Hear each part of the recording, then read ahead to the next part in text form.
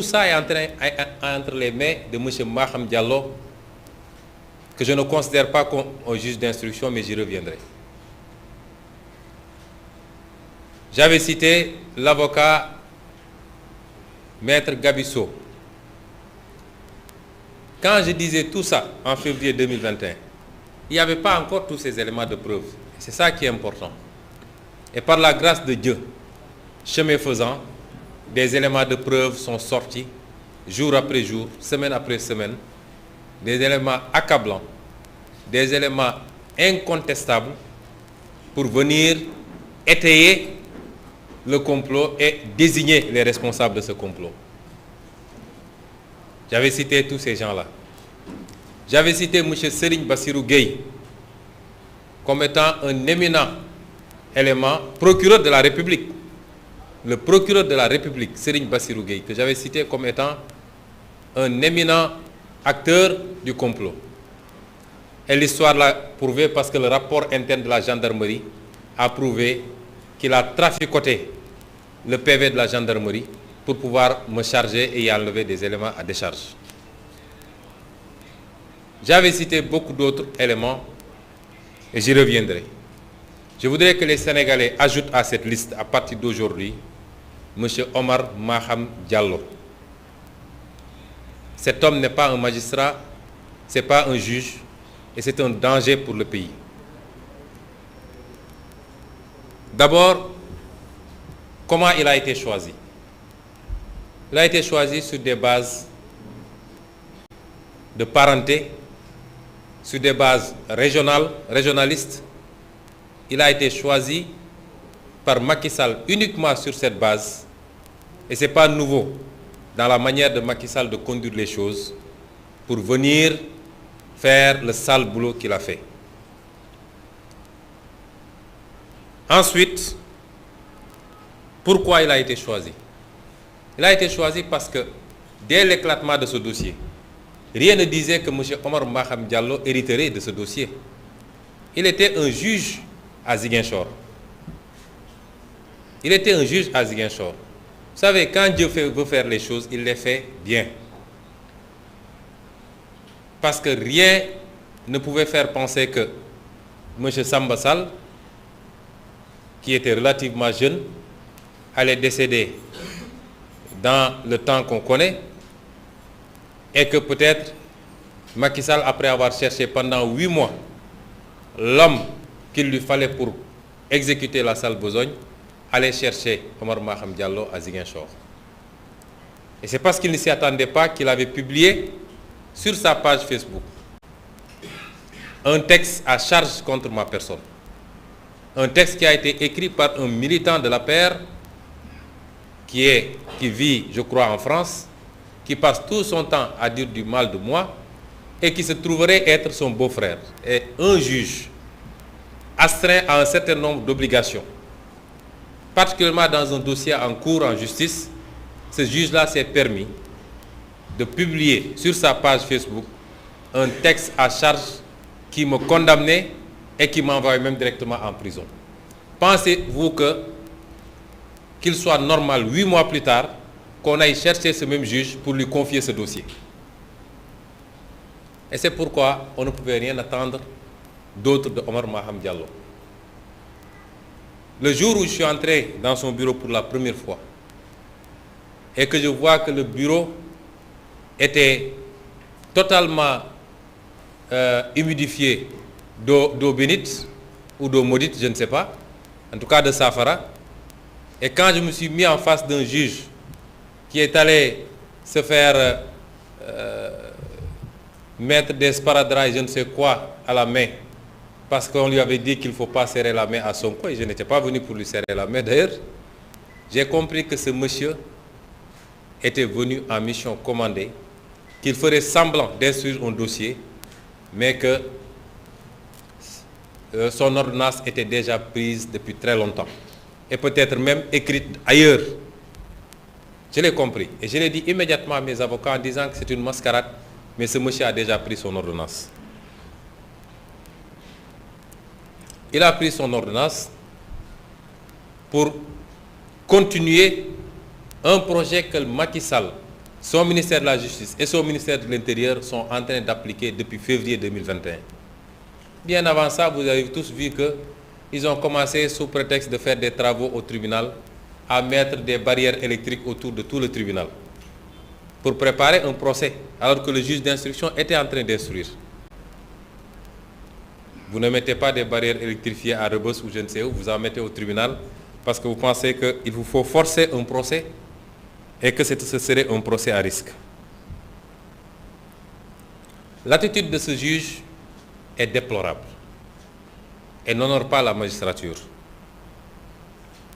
Ce juge a voulu passer sous silence tous les éléments à décharge dans ce dossier, alors qu'il n'y a pas un seul élément à charge. On n'a jamais vu un dossier de ce genre dans l'histoire judiciaire du monde, je dis. Un dossier qui se présente comme ça et qu'un juge d'instruction ose renvoyer. Il n'a même pas osé suivre la procédure. C'est par mail qu'il a envoyé aux avocats pour leur dire que je renvoie. C'est extrêmement grave. Comment est-ce qu'un juge peut mettre à l'écart le rapport interne de la gendarmerie? La gendarmerie, c'est un corps d'élite. Et c'est la gendarmerie qui a fait l'enquête préalable, l'enquête préliminaire. Quand le problème s'est posé et qu'il y a eu le cas Capitaine Touré, le général Tine, en bon soldat, a dit la gendarmerie par essence, ce qui le caractérise, c'est l'honneur.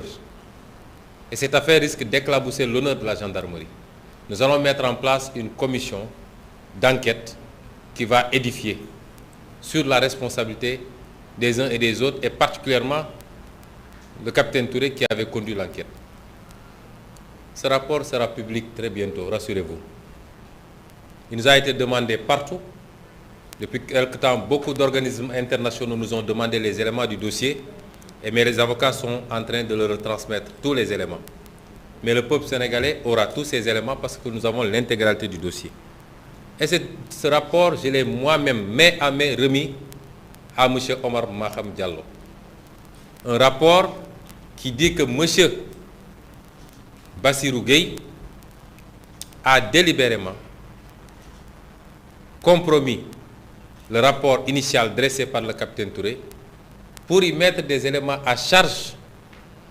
Il est allé jusqu'à y mettre des photos obscènes qui n'avaient rien à voir avec le rapport initial, mais y ajouter également des passages, y retrancher des passages qui me déchargeaient.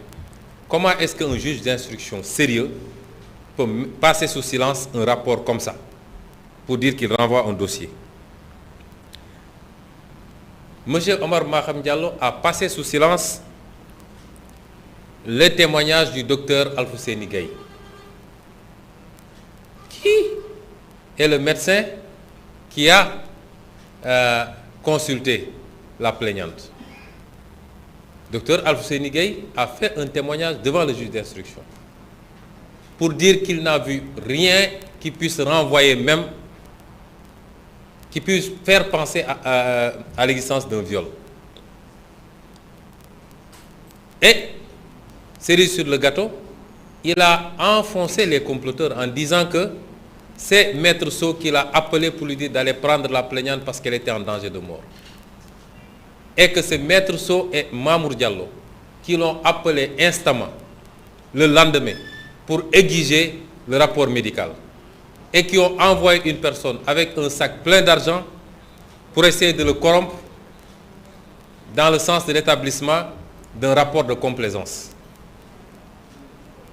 Comment est-ce qu'un juge d'instruction peut passer sous silence des témoignages aussi accablants et aussi à décharge pour renvoyer un dossier en jugement? Comment ce juge d'instruction a pu passer sous silence un certificat médical que tout le Sénégal a vu? Un certificat médical établi par ce même docteur Gaye, qui aujourd'hui est menacé de mort et persécuté. Sa voiture a été attaquée. Il a déposé des plaintes à la gendarmerie. Personne n'a daigné réagir.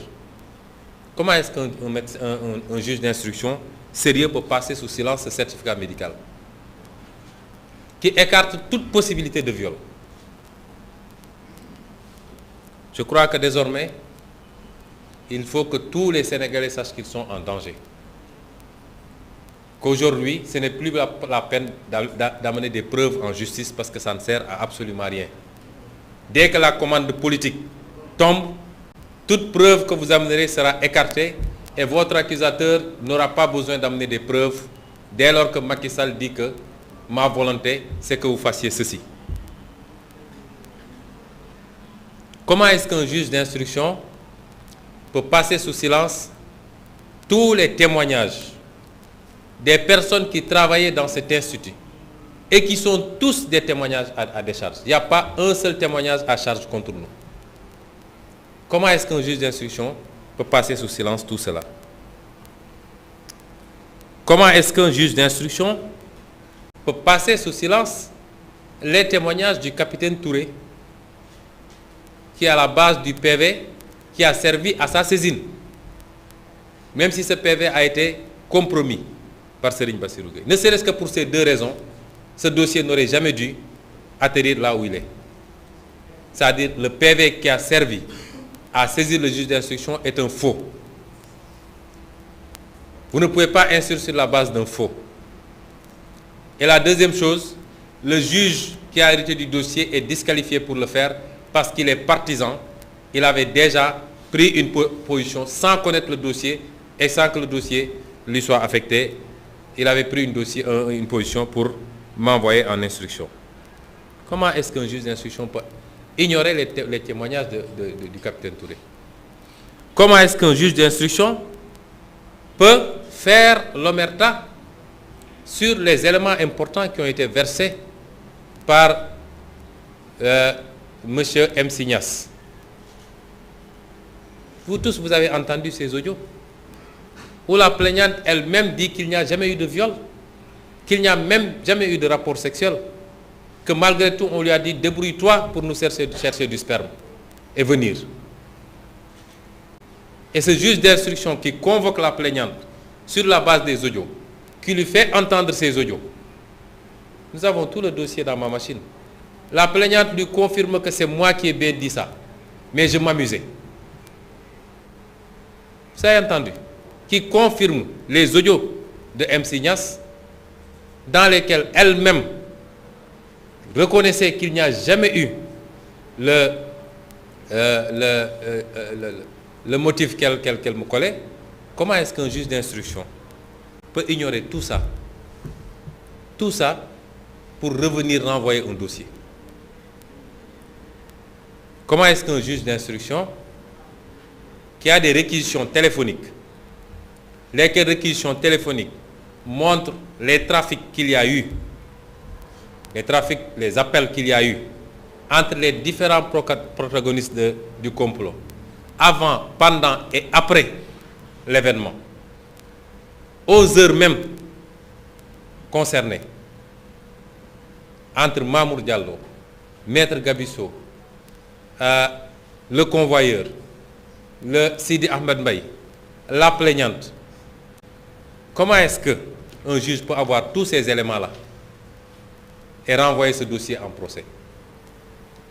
Il n'a même pas instruit. Tous les éléments seront rendus publics. Quand vous lirez l'audition de Mamour Diallo, c'est ridicule. Vous convoquez une personne qui a été citée dans un dossier avec des audios, avec des réquisitions téléphoniques. Vous laissez la personne dire ce qu'elle veut, elle dit non, je n'ai rien à dire, mais s'il y a une plainte contre moi, là je viens de répondre, mais mes avocats m'ont dit de ne pas répondre. Vous la faites signer et elle part. Ça, c'est de l'instruction. Ça, c'est de l'instruction. Même pas des questions de relance sur les différents éléments qui chargeaient cette personne par rapport à sa participation dans un complot.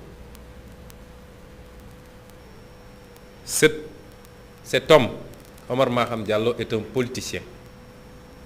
Je le considère désormais, et tous les gens qui sont avec moi, comme étant simplement un adversaire politique qui a exécuté une commande politique, et il faudra qu'il en assume toutes les conséquences. Il faut qu'il assume sa responsabilité par rapport à tout ce qui pourrait se passer. Et il faut qu'ils comprennent qu'ils rendront compte tôt ou tard. Parce qu'il faut que les magistrats de ce pays comprennent qu'ils n'ont pas un blanc-seing pour faire ce qu'ils veulent. Ils doivent appliquer la loi et exclusivement la loi. Notre parti politique, PASTEF, l'opposition de manière générale, souffre beaucoup du comportement des magistrats de ce pays. Aujourd'hui, notre adversaire, ce n'est plus Macky Sall. C'est des magistrats. Je ne dis pas tous les magistrats. Parce que nous n'avons pas eu affaire à tous les magistrats pour pouvoir apprécier. Et je demeure convaincu qu'il y en a qui font correctement leur travail. Mais les statistiques montrent que tous les magistrats auxquels on a eu affaire jusqu'à présent